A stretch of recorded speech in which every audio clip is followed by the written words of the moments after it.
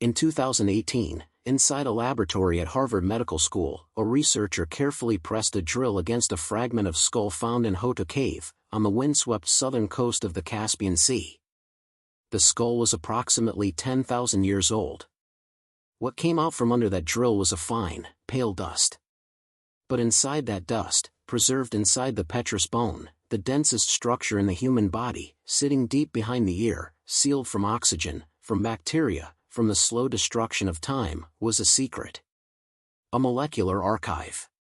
A record that no dynasty had written, no conqueror had burned, and no politician had yet thought to weaponize. What that dust contained would quietly dismantle one of the most entrenched geopolitical narratives of the modern world. The idea that Iranians and Americans are fundamentally, irreversibly different peoples. They are not. And the bones have proof. Iranians know who they are. Direct descendants of the ancient Aryans. Heirs to Cyrus the Great. The civilization that gave the world algebra, the poetry of Hafez, the architecture of Persepolis. Persian blood, an unbroken thread stretching back through 3 millennia of empire, invasion, and survival. Americans know who they are, too. A nation built from scratch. A bold experiment in self-invention. The New World, defined precisely by its break from the old. A people without ancient blood, united instead by an idea. 2 nations. 2 identities constructed in deliberate opposition to each other. Since 1979, officially enemies. The rhetoric has been consistent: fundamentally incompatible worldviews, fundamentally incompatible peoples. The story was clean. It was politically useful. It made sense on a map, in a speech, in a sanctions package. But nobody had tested it against the molecules. Until now. For decades, population geneticists studied human ancestry through mitochondrial DNA, a small, circular fragment of genetic code passed exclusively through the maternal line. It was the best tool available. But it had a profound limitation. Using mitochondrial DNA to reconstruct a population's history is like trying to understand a city's demographics by interviewing one person per household, and asking only about their mother's side. You see one thread. You lose the entire tapestry. Then came whole genome sequencing of ancient DNA. The ability to read not one thread, but the entire rope. All 3 billion base pairs. Every ancestor. Every migration.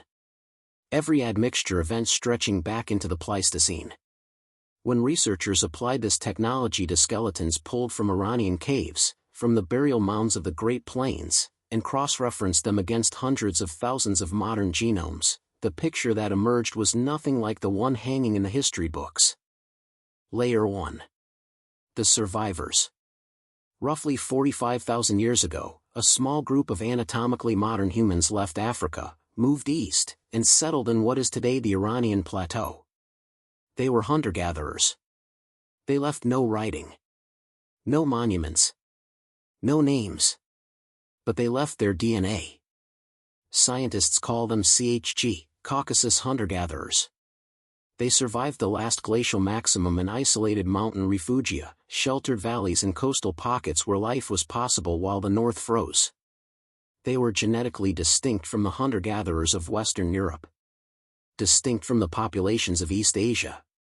A unique biological signature, anchored to the highlands of Iran and the South Caucasus. This population, these nameless people who never knew Cyrus, never read the Quran, never imagined a place called America, would become one of the most consequential gene pools in human prehistory. Layer 2. The farmers. Around 10,000 years ago, something extraordinary happened in the region straddling modern Iran, Iraq, and Turkey. People began to farm. They domesticated wheat, barley, sheep, and goats. Their populations exploded. And they moved.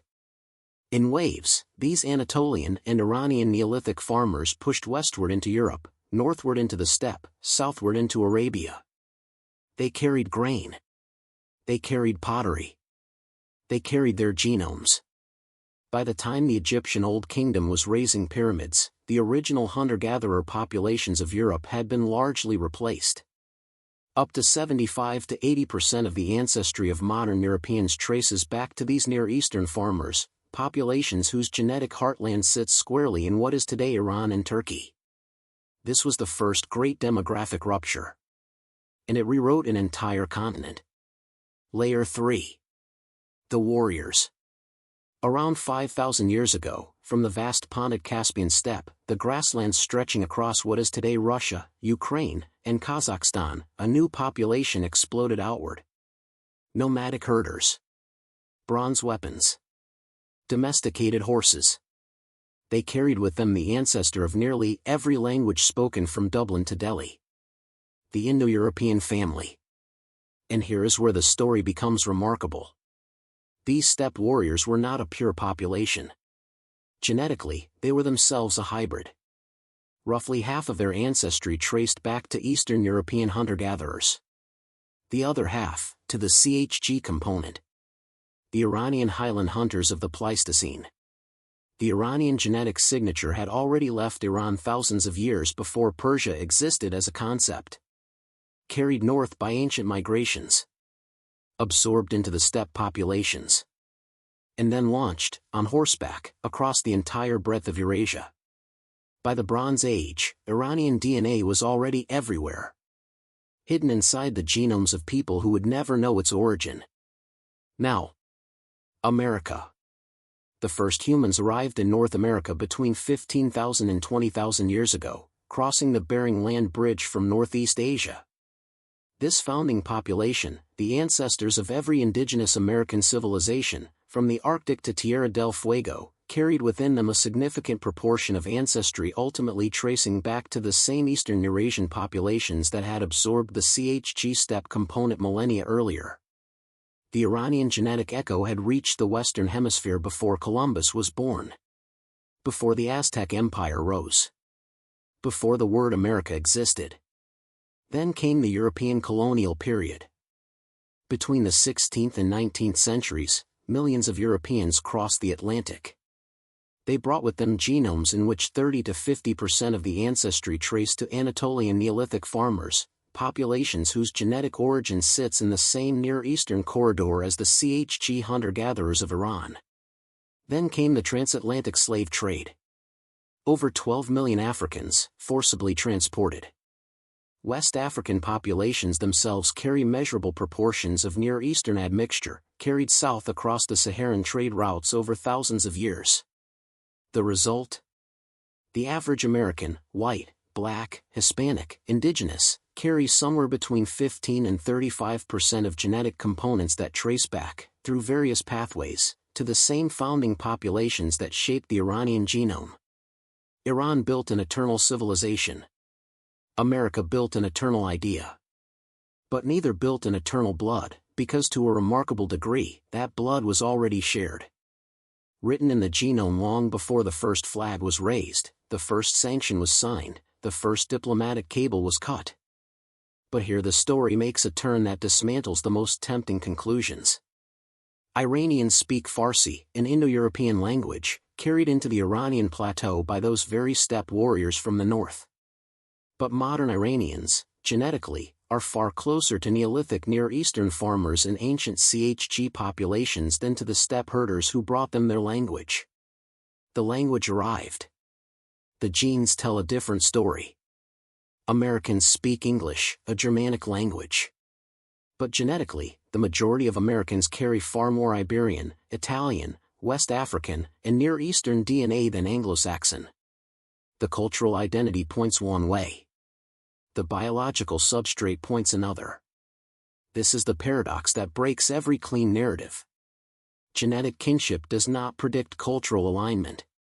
And cultural hostility does not erase biological kinship. The axis of evil and the great Satan are political constructs, labels applied on top of a shared genome that was never consulted. To assume that DNA determines nationhood is to read one thread and believe you have seen the whole tapestry. It produces beautiful narratives. And wrong conclusions. Genetic ancestry is not destiny. It is not identity. It is not ideology. It is simply history, written in a language older than any empire. Look at the genetic map today. Iranians from the northwest, from Azerbaijan and Kurdistan, are genetically significantly closer to Turks and Georgians than to Iranians from the southeast, who carry components linking them to populations of the Indian subcontinent. Inside the unified Iranian people, there are multiple distinct genetic histories, separated by mountain ranges and ancient migration corridors. In America, the haplogroups of native communities in the southwest, Navajo, Hopi, carry East Asian components that connect them directly to Siberian populations across a land bridge that vanished beneath the sea 10,000 years ago. African Americans on the eastern seaboard carry, on average, 20 to 25% European admixture, the molecular record of centuries of violence and coerced intimacy that official history spent generations minimizing. Americans of Mexican descent carry a simultaneous blend of indigenous Mesoamerican, Iberian, and Near Eastern DNA in the same genome. Neither Iran nor America is a biologically unified nation. Neither has ever been. The borders on the map do not correspond to the borders in the genome. They never did. Stand on any street corner in Tehran. Or in Los Angeles. The person next to you is a 12,000-year-old crossroads. They carry inside them the DNA of Iranian cave dwellers, Anatolian farmers, steppe warriors, and dozens of populations whose names history never recorded. They carry that inheritance regardless of their passport. Regardless of their politics. Regardless of what they have been told about who their enemies are. The next fragment of petrous bone pulled from a necropolis in the Zagros Mountains, or from a burial cave in New Mexico, could add another chapter to this story. Could reveal another migration, another admixture, another connection between peoples who have been taught to see each other as strangers. That is not speculation. That is the pattern. Subscribe, so you don't miss the moment this story gets rewritten again. And tell us in the comments, which nation's DNA do you want us to decode next?